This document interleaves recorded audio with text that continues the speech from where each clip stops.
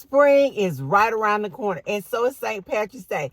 Don't get left wondering what you can do with your students or your homeschool babies this St. Patrick's Day. I'm finna make some suggestions to you of some things that you can do to keep your students or your kids excited about the upcoming holiday.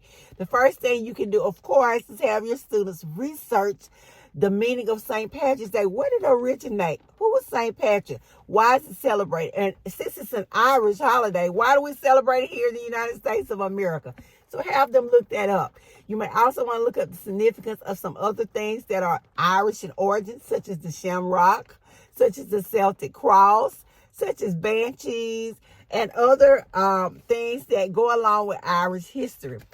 I am a stickler for writing, reading, and all things English classroom because I'm an English teacher.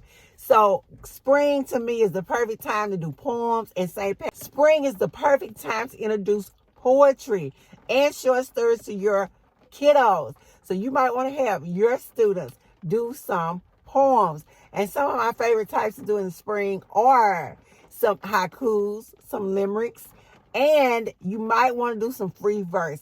No matter what style of poetry you decide to do, encourage your babies to do it for this St. Patrick's Day. You also want to pick up some literature that centers around Irish holiday. Whether they are set in Ireland or whether they make references back to Ireland, this is a wonderful time to do that. Let's not forget science. We all are familiar with I guess we're all familiar with Lucky Charms. That's the cereal that has the little leprechaun, and he is always trying to hide his pot of gold, and you see the rainbow across there. Well, you can research the origin of Lucky Charms, the cereal, because it is related back to Ireland and it's related to St. Patrick's Day. So go ahead and look that up. And speaking of which, you might want to do some research on rainbows.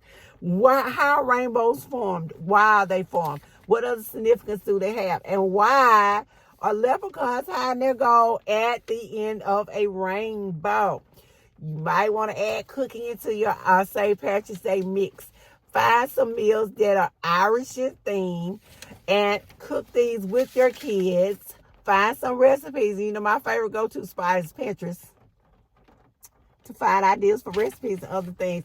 You can look up some Irish folklore and myths and talk about how they are related to St. Patrick's Day. And those are like your leprechauns, your banshees, and all those, even those wonderful fairies. This is a good time to do that.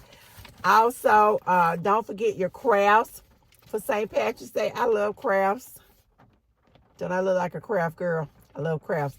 So some crafts that you might want to consider are a shamrock wreath, the pot of gold, a leprechaun hat, a rainbow mobile, and of course you can do the shamrock sun catchers.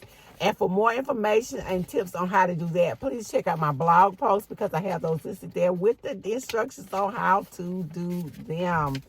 St. Patrick's Day is a wonderful time to talk to your kids about spring and life cycles and seasons. And this is a great time to do some geography lessons.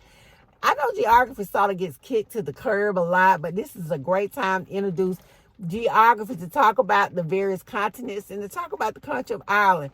While you're talking about Ireland, look at the landscape, look at the climate, look at all these things that have helped to form Irish history.